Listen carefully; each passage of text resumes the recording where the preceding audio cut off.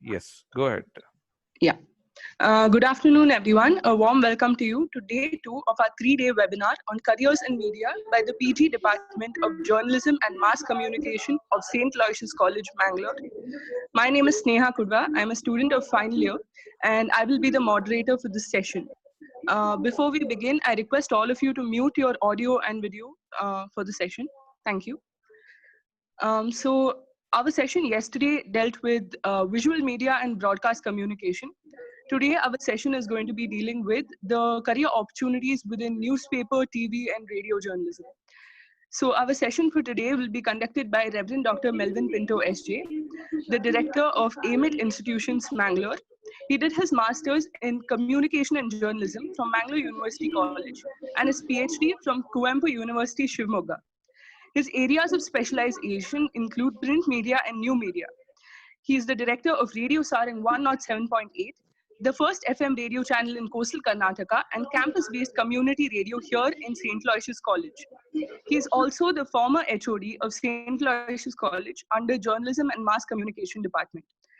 Subjects such as reporting and editing, development communication, and film studies appreciation and audio production skills are his forte. A warm welcome to you, Father. Our session for today will explore and introduce various topics under newspaper, radio, and TV journalism and its career opportunities. I request you all once again to keep your camera and audio muted throughout this session. If you have any questions, you can send them to me through private message. My name is Sneha Kudva, and you can send them to me and we will discuss those questions at the end of the session. Once again, a warm welcome to you all. Over to you, Father Melvin. Okay, thank you. I hope I'm audible and audio is clear. Yes, Father. Okay. Thank you, Sneha, and thank you, Department of Journalism and Mass Communication, St. Aloysius College, for having these sessions. From yesterday, we are having these sessions during this time of lockdown and pandemic and so on. It's a virtual world. All of us are involved in something or the other online. Either we are taking classes, or we are attending webinars, or maybe we ourselves are giving webinars, doing certificate courses. So lots and lots of things are happening online. And everybody is saying this is the new normal. We do not know how long this is going to last. But I think this life on the virtual world would be something that we cannot avoid. Even when everything is okay in the future, I'm sure we will still be doing a lot of work virtually in the online media. So what I would like to do today basically is, of course, I'm supposed to concentrate on print, radio, and TV. But I thought I will largely concentrate on print media because it is also related to, let's say, digital media today. And if time permits, I will also speak a little bit on the opportunities in radio and television. But largely, I will focus on print media in relation to digital media is what I was thinking. Maybe I will speak for about just half an hour or something. After that, we can have some discussion.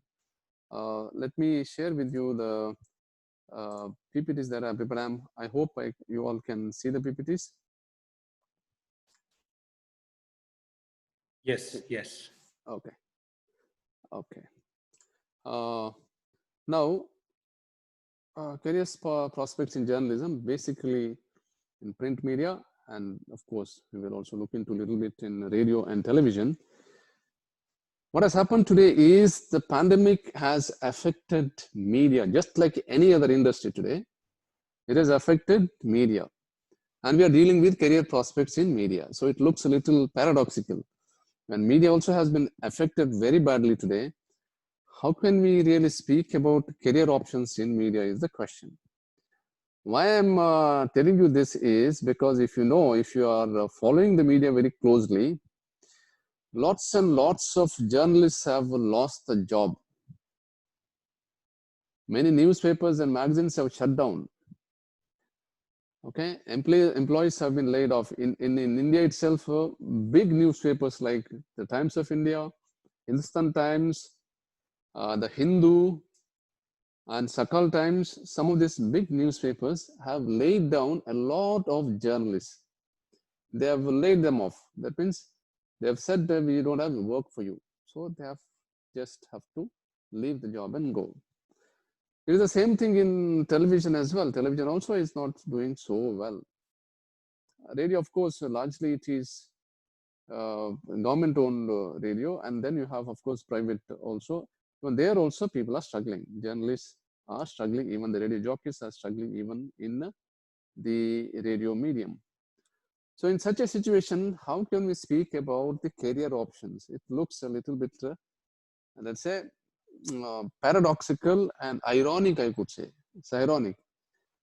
And yet maybe at the end of the session, we will perhaps we can have a little more discussion as to whether there is some light at the end of the tunnel, or is there some optimism at all. So we will perhaps discuss about it as we go along. So as I said, drastic decrease in the ad revenue is one of the reasons why newspapers, television, and radio are not doing well. There is no ads coming. Ads have fallen drastically, including government ads also have come down, and that's why newspapers are struggling, television is struggling, and even digital media also to some extent is struggling because of the pandemic. Newspapers are downsizing editions. If you see, some newspapers have closed down editions in some cities. Like for example, Hindu is almost closing down the edition in Mumbai. They have already laid off many of the staff members there, and they are going to close down. So similarly, many other newspapers also are thinking of closing down editions in different cities. Emergence of online edition, that means there are some newspapers and magazines, they have gone completely online. For example, Outlook magazine in India, it has gone completely digital. So that you don't get, at least for the timing, you don't get a print edition. Or EPW, for example, a famous research journal, they are not printing the print edition is not there. It's all digital just now. For the last 3-4 months, it's all digital. There's no print edition, and we do not know whether they're going to print. Hopefully they will print, but we do not know. So online only editions are coming. So this is the situation with the newspapers and magazines. So as I said, is it the end of the magazines? Many magazines have stopped their print versions, like as I said, Outlook, they stopped print versions, and many other news magazines also are thinking in those lines, stopping the print editions and going only online.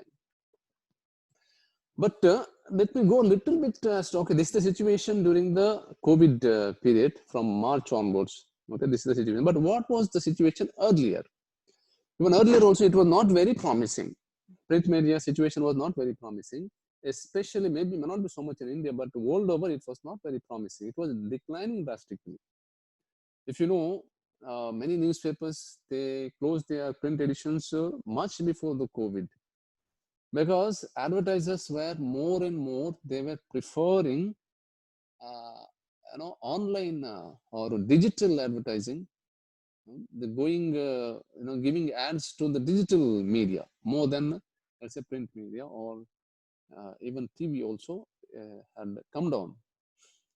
But as I said, in India, the situation was not so bad before the lockdown, before the COVID-19 began. As you can see, in 2006, the circulation in India was 39.1 million copies, perhaps one of the highest in the world, maybe the highest after China, perhaps. Okay, in 2010, 39.1 million copies we were printing, but it became 62.8 million in 2016. That means from 2016, in about 10 years, the growth was nearly 60%. 60%. And why this growth? Mainly because of, let's say, increased education, literacy, and also increased awareness about what's happening in media, and promotion and all that, because of which you have massive increase in circulation in India. Of course, all over the world, as I said, the circulation fell by 12%, but it grew exponentially in India. India, the situation of the newspapers was the highest circulation you had for Hindi newspapers, followed by English, Malayalam, and Marathi. So you had these languages and many other languages, including Kannada also. You had the circulation was going up, it was not going down. And with regard to ad revenue also, if you can see, it has grown by about 5.6%. Let's say in 2018, it was the amount on print media. Okay, advertisers spent nearly 22,121.8 crore on print media. So there was a growth of 5.6%. Not a big growth, and yet it was a growth. It was not coming down. Even ad revenue also was coming down. And it was expected to grow. It was not expected to come down. What has happened is, it is the pandemic, and that pandemic has slowed down the print media in India. It has slowed down drastically.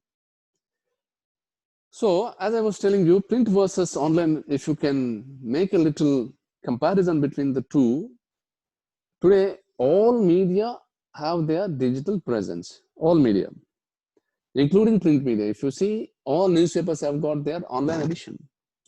Some of them have a revenue model. That means you have to pay to read the newspaper online. Like, for example, the Indian Express in Delhi started this model. You have to pay to get their online edition.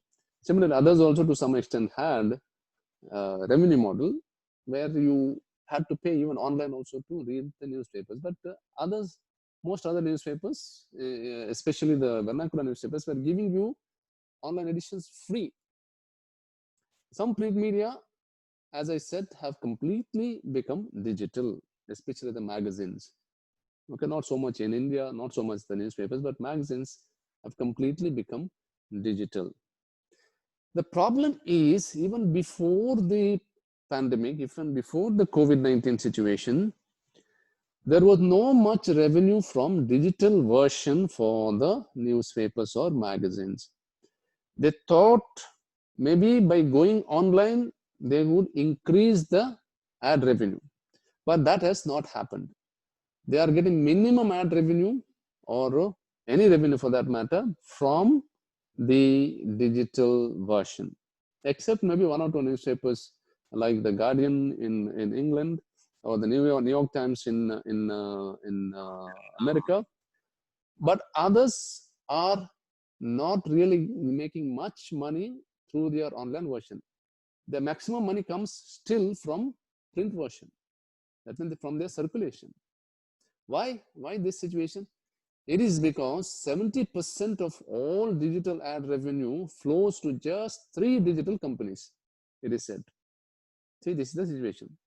Google, Facebook, and Amazon, they eat up 70% of digital ad revenue. That means the rest 30% has to be kind of bargained or fought for the grab by thousands and thousands of digital media, thousands of websites.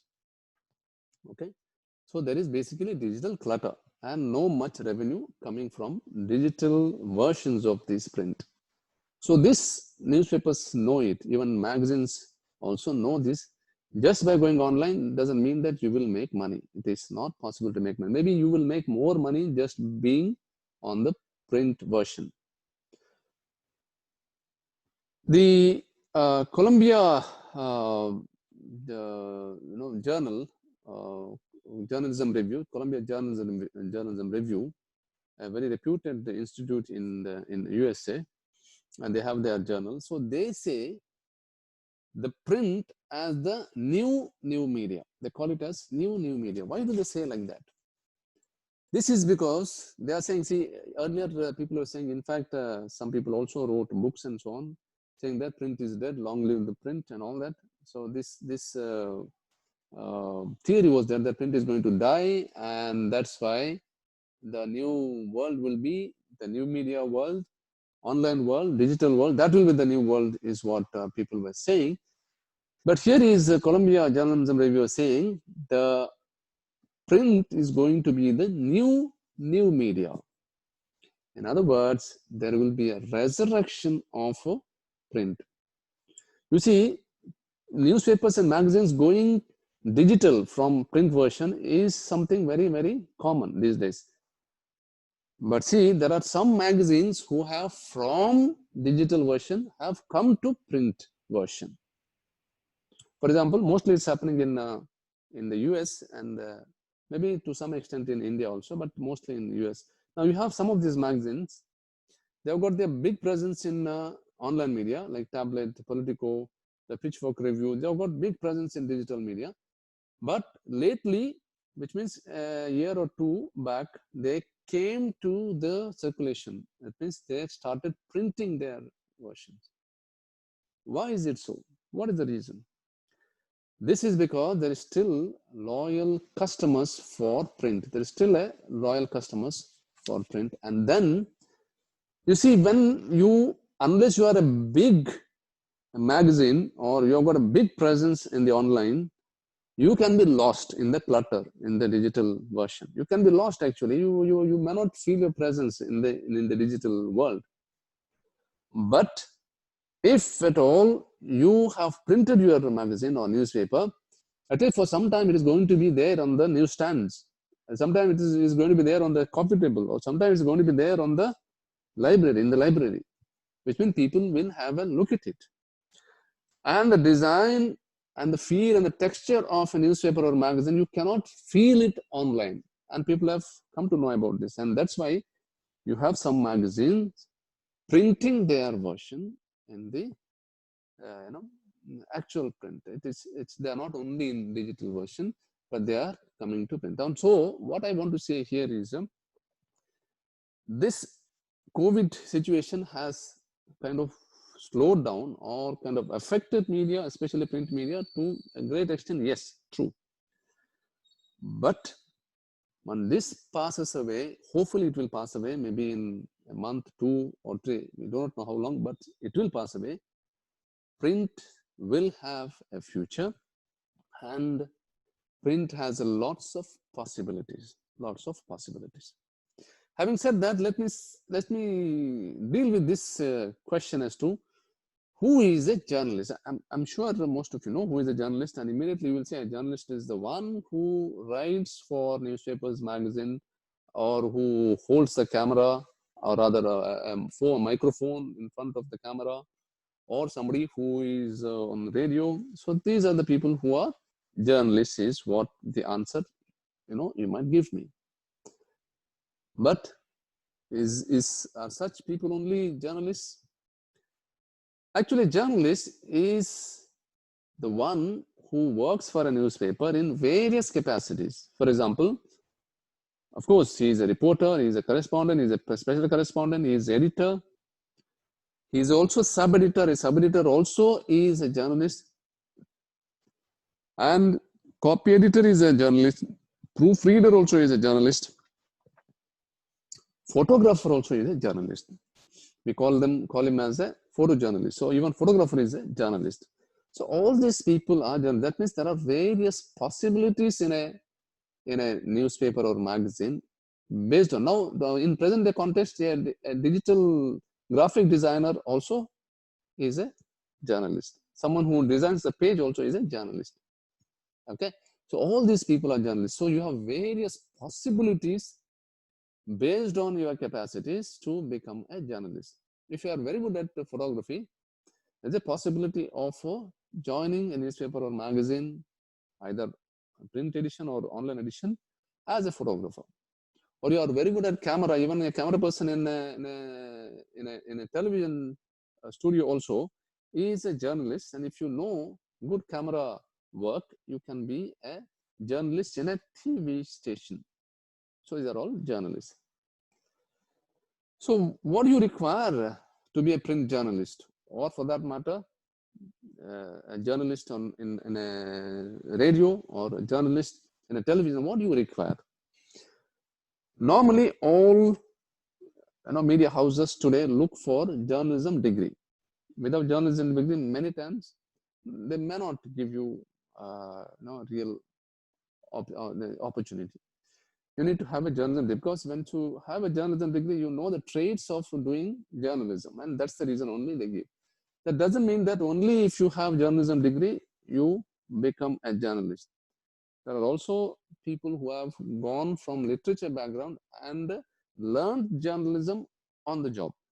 Okay, they've joined newspapers and all that, and then there they've learned how to do reporting, how to write reports, how to write editorials and all that. On the job they've learned. But largely, if you have a journalism background, you have a better chance of being a journalist, either print, even radio, or of course for radio and all that you require a good voice and good language. Of course, you require spoken English, very good spoken English or vernacular language, good communication skills in terms of spoken language for radio and television. But when it comes to print, you may not require too much of a spoken facility. You may not know much to speak, let's say, good English or good vernacular and all that. But if you have good written skills, that will be a blessing for, let's say, print version, print journalism. It is a blessing if you have good written skills. So these are the skills, some of the skills you require to be a journalist.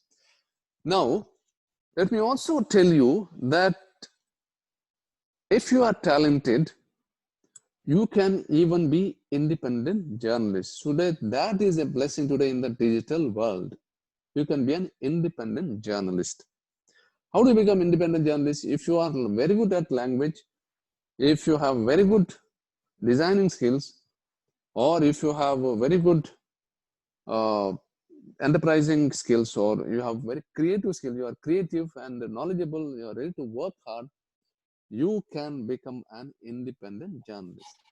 I've given you a list here of some of these people who are today independent journalists. That means they run their independent blogs, and through those blogs, that means they are monetizing their blogs. That means they are getting ad revenue. As I said, in digital media, especially let's say Google, Facebook, Amazon, 70% of the ads go there, and because of which you can monetize your blogs. And if you have got a lot of traffic to your blogs, it is possible to make money even as an independent journalist. So these are the people I'm giving you some of these examples. Harsh Agarwal, Amit Agarwal, Faisal Farooqi, and others. See, then the second column, I'm giving you the names of their blogs. You can go to these blogs online. And third, I'm giving you the money they make, per year. Per year, this much money they have made. See, for example, Harsh Agarwal made something like 29, 30 lakhs. Amit Agarwal has made nearly 45 lakhs. And Faisal Farooqi, nearly $50,000, which comes to about 38, 39 lakhs he makes. So others also, some are making less, others are making more money by being independent journalists. That means they have not joined any news organization, no radio, television, nowhere. They're becoming independent because they are creative, as well as they have got, let's say, very many language facilities could be, or designing facilities could be. And because of which they have become independent journalists and are making a lot of money today. So this is another possibility that I'm telling you in journalism, for which of course you may require a little bit of journalism background, and you can learn this. Okay, now let me speak for another 3-4 minutes and conclude. The soul, somebody is doing some writing on the slides. Kindly do not do that. If you have any questions, you can raise it later. We can have discussion, but kindly don't disturb the others who want to listen. The sole aim of journalism should be service, is what Mahatma Gandhi was saying. The sole journalism, it should be of service. That's the sole aim of journalism. Having said that, yes, it is service, but through this service, you can also make your living. There is nothing wrong in making your living by doing service. It's a service, yes. So it's the aim of journalism is service, yes, but you can even make your living by doing this service. Now, how do you become print media ready? Or let's say, how do you become, how can you be ready tomorrow to be selected by, let's say, print media or radio or television? How do you become, how are you going to be ready? One thing is be geographically flexible. In other words, you should be ready to move. If you say, no, I would like to stay only in Bangalore, only in Mumbai, only in Mangalore, perhaps your chances may be less. Because there may be lots of possible, lots of opportunities in other cities and other places, and officials also there may be other opportunities. If you are ready to move around, you may have greater chances. Okay, you should be ready for that. And if really you are driven by passion to be a journalist, geographically flexible. Be tech savvy. You need to know technology today. Little bit of programming if you have capacity of web designing, and some programming softwares if you know, graphic designing if you know, you have better chances. Like why I'm saying is, once you are taken to a newspaper or magazine or a digital media, you will have to do everything there. You have to do reporting there, you have to do your pages also. You may sometimes have to go and click your own photographs also. So you may need some photography skills also. So be tech savvy, know something about the online media. These days, everybody is online. So you need to know how it functions. You don't say, no, I'm more of a bookworm. I'm more of a,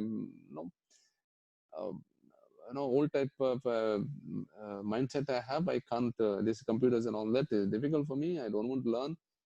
If you have such mindset, difficult. So you need to be tech savvy. Little bit. I'm not saying that you need to be experts. If you are experts, very good. You can do many more things, but at least the basics you need to know. Prepare your personal brand. How do you prepare your personal brand? That means you need to have a Facebook account and post something constructive there. Don't post fake news and hate mail. Do some interesting stuff there on Facebook and gather a lot of traffic. That means make sure that your posts are seen by many. Either it is in Facebook or in Instagram, LinkedIn, Twitter. All these social media you need to use and prepare your personal brand. Because tomorrow when you are going for the interviews and all, the interviewer will first check all this. They will check your Facebook account and see what are the kind of things you do on Facebook. What do you do on Instagram? Are you only clicking your own pictures and posting, or are you doing something constructive there? People will see all this. Many times we think Instagram is only for clicking my own selfies and posting it. If you're thinking that way, tomorrow you may not have a big chance of being selected in the journalism world. So prepare your personal brand. In other words, do something very constructive there.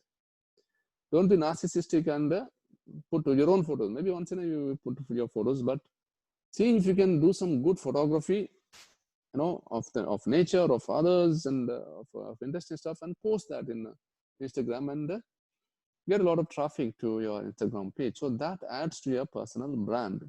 Specialize. This also is important. These days, everything is specialization, isn't it? Even in journalism also we offer specialization. Specialize. So what is your field? If I got a good voice, perhaps specialize in doing radio jockeying. Okay. So interesting possibilities today. More and more private radios are coming in India. Already we have over 500, more than 500 private radios and nearly 300 community radios today in India. Apart from that, we have the All India Radio. So radio is also growing medium. It is not a dying medium. It's a growing medium, and lots of possibilities are there, provided you have a good voice and good language skills. Otherwise, in radio you may not have it. Of course, you may have, if let's say if you have skills in editing and all that, even there also radio gives you a lot of possibilities. Specialize. If you're going into television, maybe see where, if we are good in cameras and all that, specialize in camera work.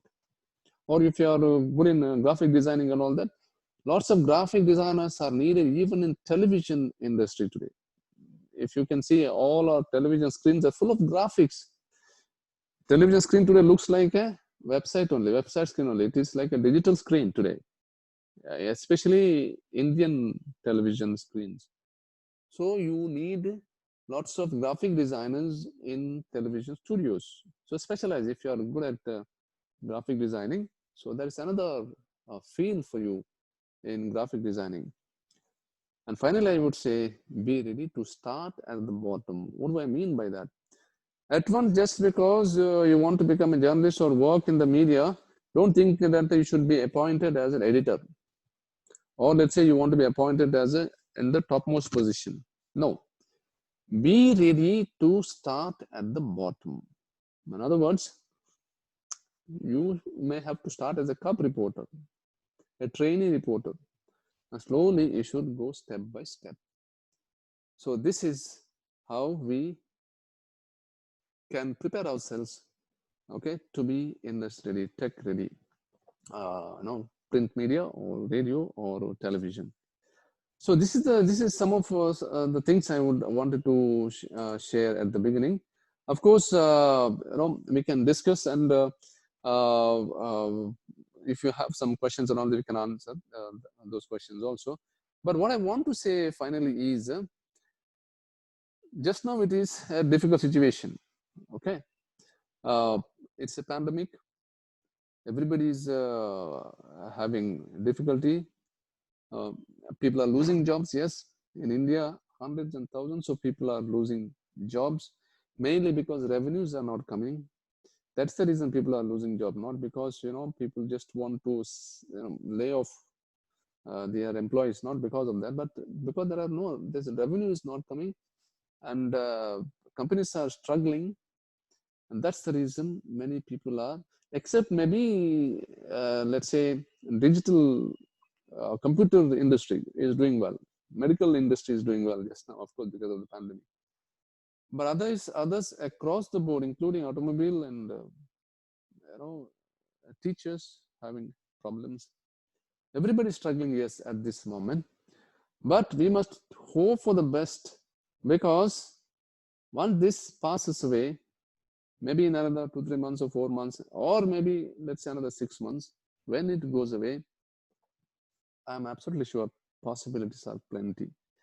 Possibilities will only increase, they will not decrease, especially for print media as well as media across the board. Okay, thank you. I will stop here, and if we have some discussion or questions and all that, we can take them now. Yes, thank you. Thank you so much, Father. That was a very informative session. So now we'll open the floor to questions. If anybody has any questions, you can send them in. We've curated some of the questions that have already been sent, and we will ask them now. So the first question is, how has radio journalism been adapting to new trends of online streaming? Okay. If most radios, especially the private radio channels, they have their apps. Okay. All these apps are basically digital media, including, let's say, All India Radio also has got its app. See, if you are a radio station and you have a particular frequency, which means that frequency works only within a certain geographical area. Like, for example, if in Mangalore you have radio Mirchi and Big FM and Red FM, so they have got a transmitter capacity of about 1000 watts transmitter, and that will reach about 100 kilometers. But they can reach worldwide through their app. Okay. The only difficulty is you require good internet. If you don't have internet, you can't reach worldwide. Maybe reaching the cities, but in the rural area today, still you don't have, forget about 4G and all that, you don't even have proper 2G sometimes. So this is the problem with regard to apps. In case people want to listen to the radio through app, you need to have good internet, of course. Without that, so online, most radio channels have their online presence. Of course, they also have online presence through their websites. Web streaming also happens. Radios have, including community radios, also have got their apps. So through which it is possible for the radio to reach worldwide, and that is another, I would say, job opportunities for people to not just, let's say, private channels, private radios and community radios. You have online or internet radios today, which do not require any licensing and all that, but you have lots of internet radios today, which also have dedicated audience. In our city, in Mangalore itself, we have lots of, at least about 3 or 4 internet radios. You have in Bangalore many internet radios, and Mumbai and Chennai and other places, you have many internet radios. So there is another area of radio medium which is growing. Yes, thank you.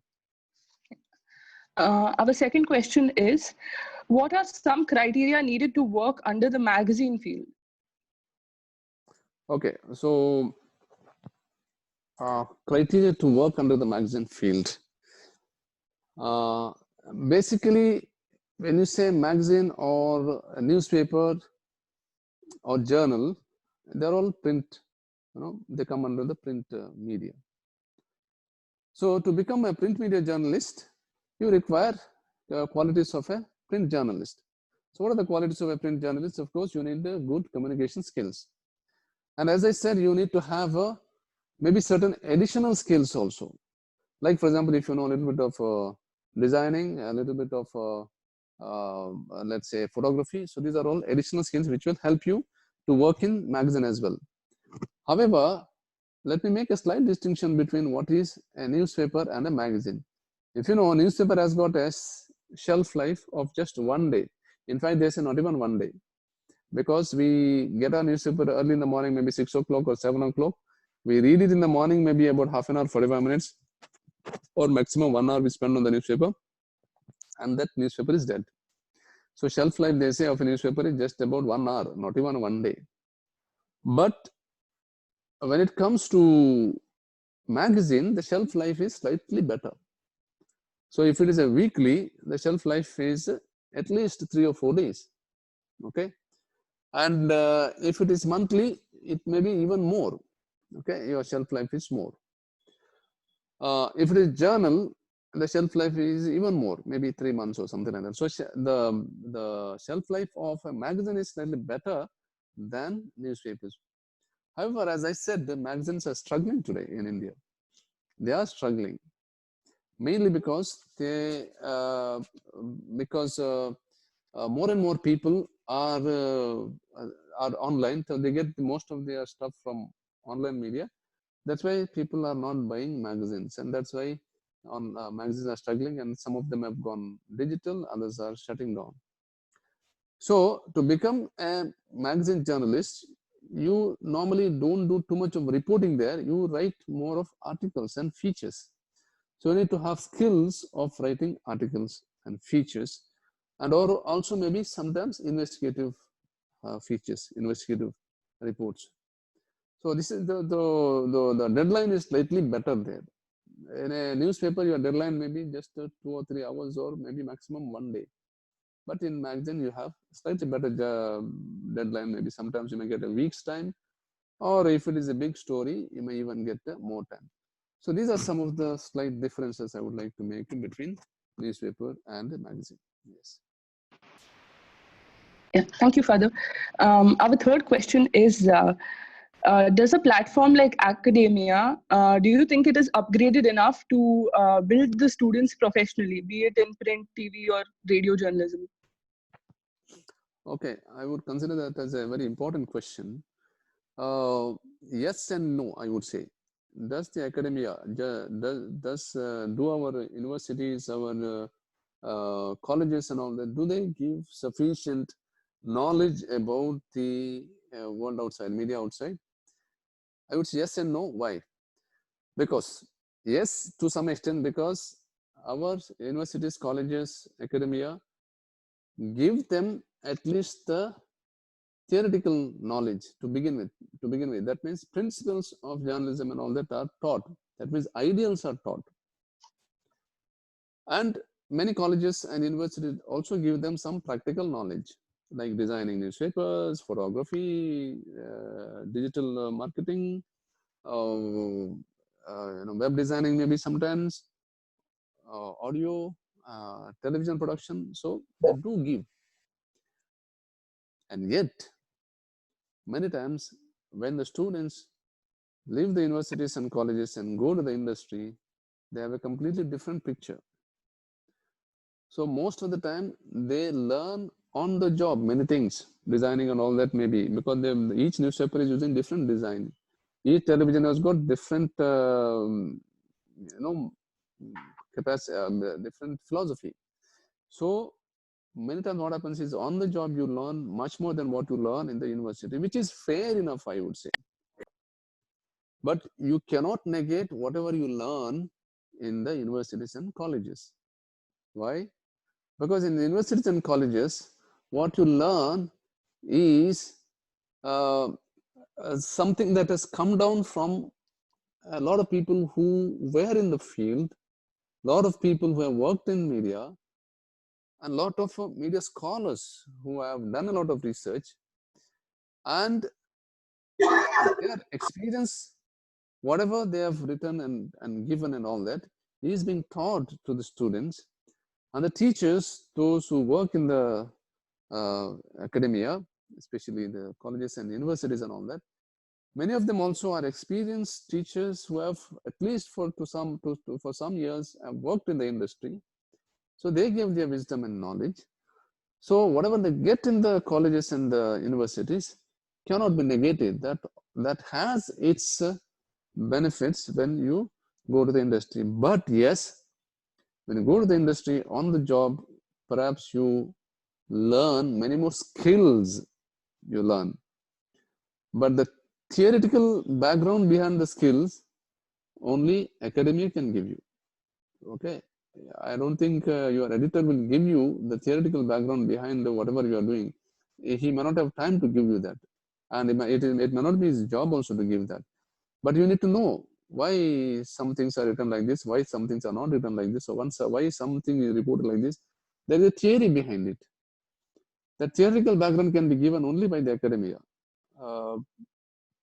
Not that your editors cannot give it. The editors also are knowledgeable people, but I'm saying they may not have the time and patience to give to you that. And that is the reason I would say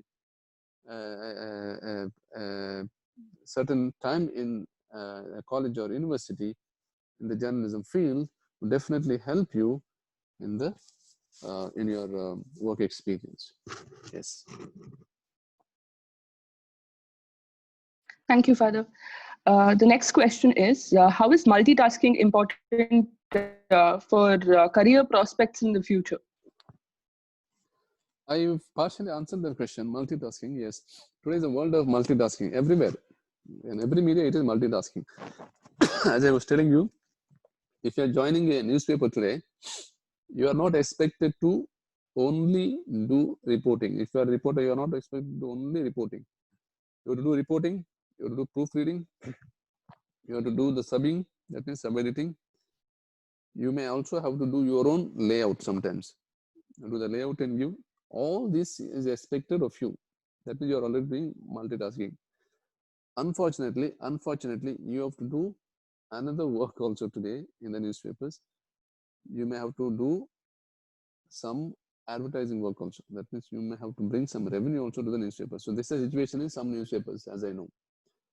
So this is another extreme multitasking that is being followed in the newspapers.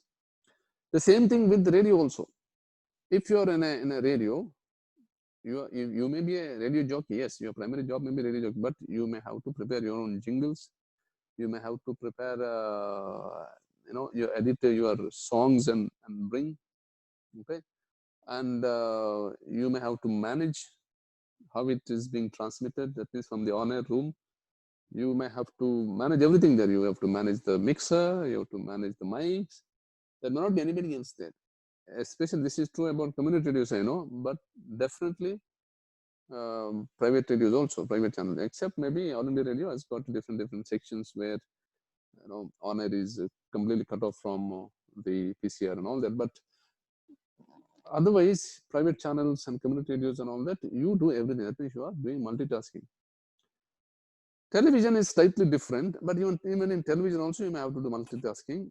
because if you're editor and all, you do also graphic design. If you're in the PCR room also, you may have to manage lots of things, and at least you should know what is done, what is how it has come to your table. All this you may know, you may have to know. So there also you may require certain multitasking skills. So this is the era of multitasking. Yes, everywhere. That's why you got to be skillful. Got to be skillful. Don't just say no. My area is only reporting. I will be happy only doing reporting and all that. That may not help you. Okay, multitasking is important. Thank you, Father. Our next question is, what is the message that you have to aspiring journalists, especially with the current scenario of freedom of press in India? The last part, what did you say? The current scenario of freedom of press when it comes to India. Okay. This is the constant question. Freedom of press. Maybe the assumption is that there is no freedom of press or freedom of speech and expression. That may be the assumption. I'm just thinking, which is not true actually. I would say it is not really true. We may say there is no freedom of. Here and there, you do find journalists being targeted, attacked, media persons being targeted, and some even being, filing cases against journalists and all that. Sometimes also you have murder of journalists. All these are there, but they are here and there. These possibilities are there, but largely you still have your freedom of speech and expression in India and many other democratic countries. In the Indian situation, yeah, you may feel sometimes journalists are getting a little suffocated and all that because of some issues. But it is largely, I would say, it is not so bad.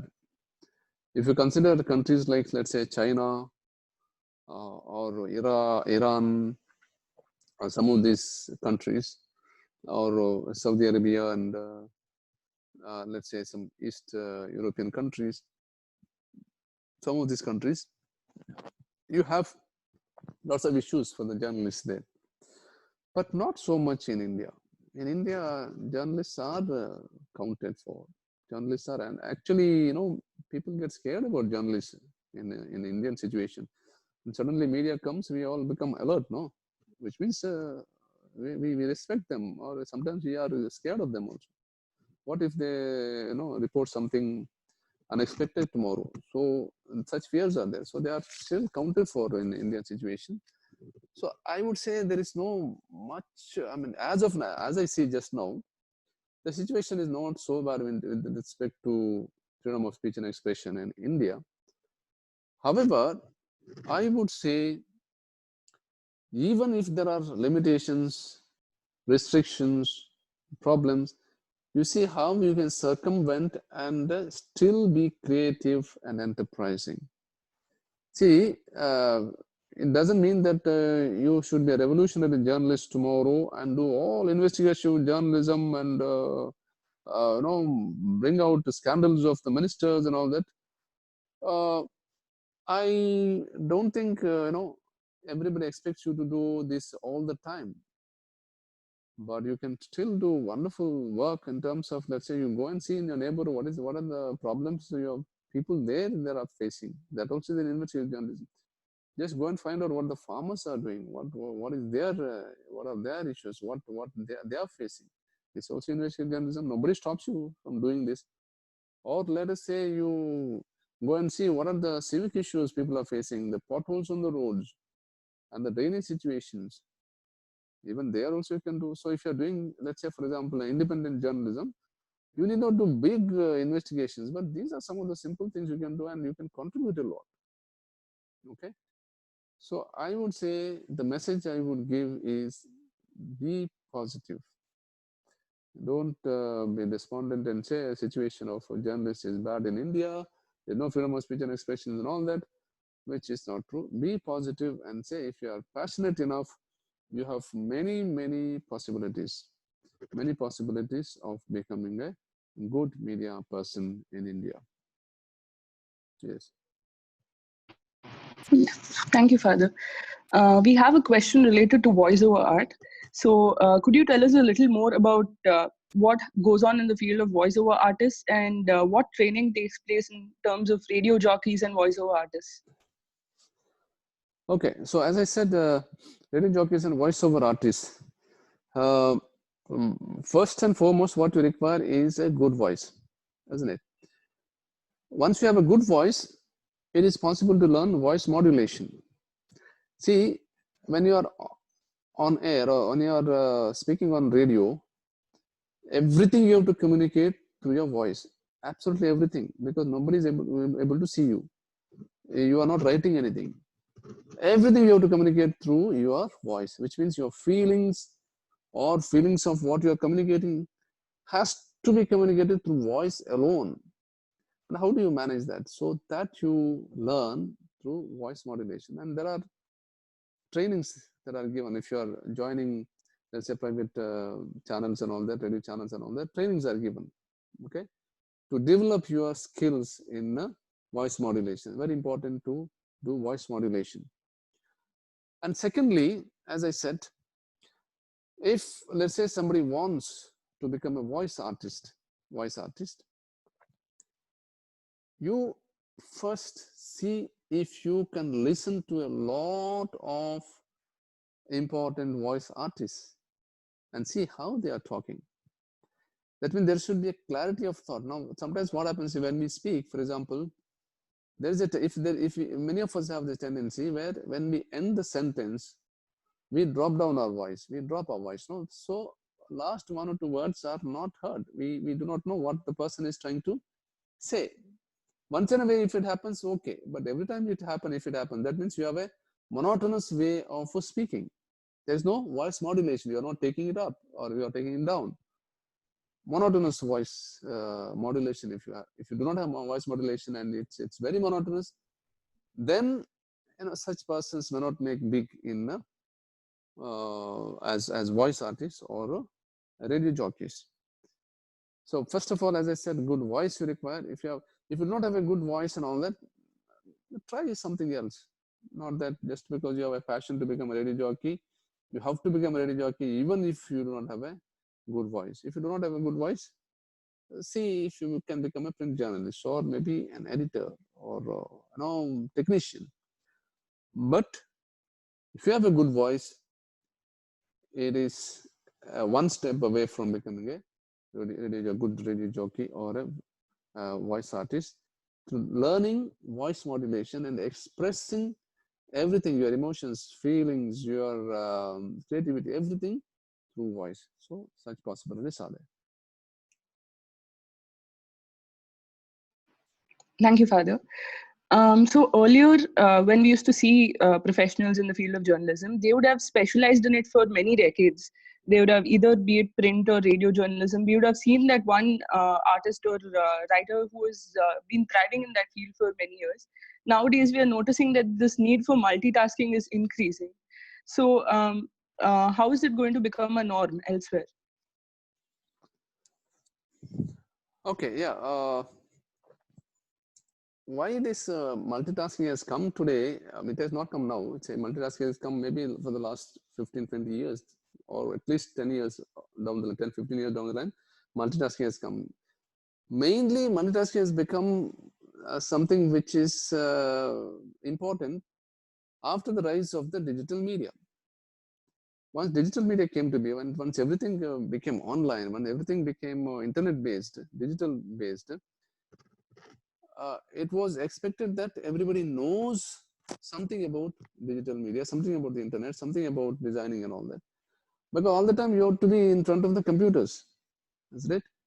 And that's why there was a need to do little bit of multitasking. That is one.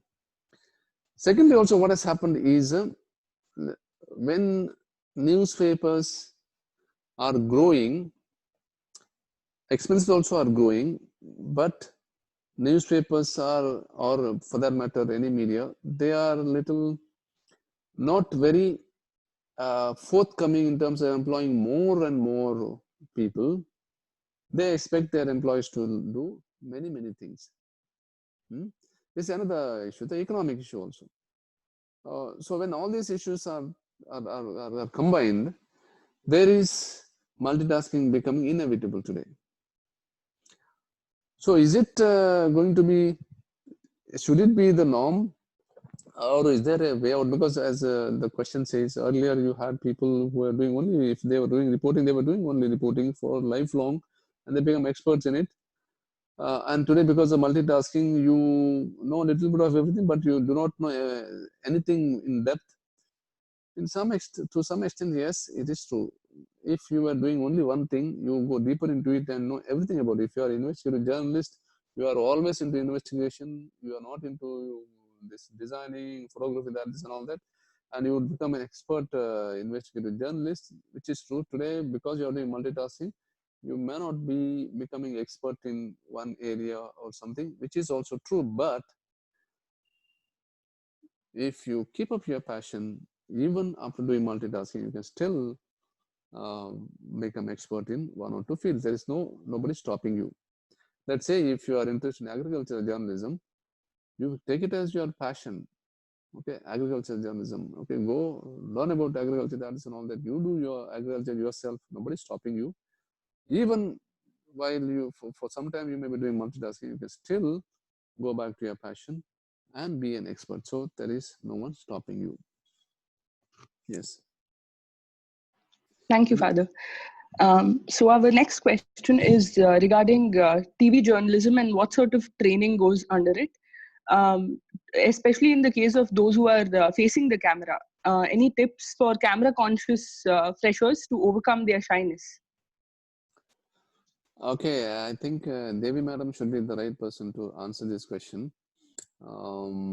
because I have not been much into TV journalism. But I suppose what I can say is, one thing is you require certain amount of confidence. See, just like when you sit in a radio studio, your camera, rather your microphone becomes your audience. You look at your microphone and imagine thousands and thousands of people listening to you. You have to imagine when you sit in a radio studio. Similarly, when you are in a television studio, your camera becomes your audience. That means you consider your camera as though your audience. That means thousands and lakhs of people are looking at you and listening to you. Are you becoming conscious? Yes, you are becoming conscious. But as much today, what television studios expect you also, especially the private television studios, they don't want you to be stiff and like a log. You sit there and not flexible enough. They don't expect you to be like that. They want you to be your natural best. Express yourself. Of course, follow certain etiquettes. Make sure that you're dressed well. Of course, there are people to guide you also what to dress, what to not to dress, not dress, and all that. Make sure that you come prepared well. That means when you enter the studio, you should look good. And once you have kept everything in, set everything in order, you have dressed well and you have done your preparation and all that. After that, you don't have to be conscious about how you look, what preparations you have made. You don't have to be worried about that because you have taken care of all that. Don't become conscious of that. Now become conscious of what you are talking, what you are presenting, whom you are talking to. Imagine the audience in front of you. That's enough. That means you straight away cannot walk into a television studio and start presenting or talking or speaking. No, it's not possible. If you are going for a half an hour show or 1 hour show, you need a preparation of at least about 1 hour or 2 hours before. That means the preparation you should do 1 or 2 hours you need to prepare. Prepare in terms of dressing, prepare in terms of making sure that you look okay, and then preparing your content. You need to be really prepared. Once you're prepared well, then don't worry about whether you're prepared, not prepared, whether you look good or not good. Don't worry about, don't be conscious about it. Fully concentrate on how you present. That's the way to, I would say, I would use these as tips. And other things, of course, you have to learn on the job. And then there are people to guide you. A certain preparation is given by the education institutions, of course, including in Aloysius College also. We give some little exposure to students in terms of television journalism, but most of it, I suppose, you have to learn on the job. How you present, what you do, what you look, how you look, all this has to be learned on the job. Are there so many Thank questions, you, or Father. we'll take maybe So, one or two last questions? And yes, yes, Father. This is our last question due to lack of time. So the question is, how does doing our masters help in the field of radio journalism? okay, I don't know what is the assumption of that question. Is it like those who do masters should not join radio journalism? Is that an assumption? I do not know. All the same, I hope that is not the assumption. Yes, masters is absolutely needed even for radio journalism, especially I would say for community radio journalism. We have today in India close to 300 community radios. We should have had more actually. Some years back, one minister said in few years we'll have 1,000 community radios. So he said it like about 10 years back, 10, 12 years back. But even today, after 10, 12 years, we have only not even 300, 290 odd community radios we have. So for community radios and even for other radios also, you require, if you have a master's degree, it is very, very good. Why? I tell you, for a couple of reasons. One thing, of course, you will be very professional in your approach. Everything that you do, you will be very professional. You will be thorough because you know the principles of journalism, objectivity, impartiality, going after truth. So you know your principles well. So you will be very professional in your approach even in radio. Secondly, you will be very creative also. Not that the creativity doesn't come without post-graduation, but I suppose if you have a post-graduation and all that, you can become enterprising and creative in your approach, the way you present things, okay, the way you talk. When, very particularly, let's say when you do interviews, okay, you can be very confident to get big shots to your station. Your bureaucrats can come, ministers can come. You are able to interview them. Why? Because you have learned the skills of interviewing in your post-graduation, how to interview, and you have also learned many different subjects related to journalism in your post-graduation. All this will help you a great deal, particularly for India, because you have to conduct a lot of interviews in your radios, especially in community radios, and even in private radios also. You get a lot of important people coming to your studios.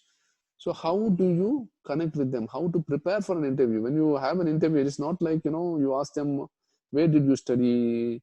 How did you come here? What did you eat? No, these are not the questions you ask. You need to do a thorough research before asking questions that you need to know about that person. What he has done already, you need to know. You don't have to ask him.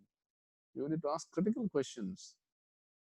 So all these skills you learn through a journalism degree, through a postgraduate degree. So I would say postgraduate degree would be a great help for radio journalism, particularly for private radio, but more especially I would say for community radios. It will be, and of course, if you have a postgraduate degree, there's a greater possibility of you getting promotions in radio also. Maybe in radio you may become, let's say, senior program producer, or I don't know, assistant director. So all this is possible, or even maybe after some experience and all that, you may become director. All these possibilities are there in radio if you have a postgraduate degree. Yes. Thank you, Father. With that, we come to the end of our question answer session. Thank you so much, Father Melvin, for giving us this thought-provoking and informative session. It has been a very insightful one. Now, as we come to the end of this session, I would like to inform you that tomorrow we will be having a session on digital media marketing and corporate communication. It will be conducted by Mr. Vishal Naik and moderated by my classmate Vaishali. Before you leave, kindly note that all of you have to fill up your feedback forms at the end of the session, and you'll get your certificates only after you fill up that form after the end of the 3-day webinar. Thank you so much for your participation.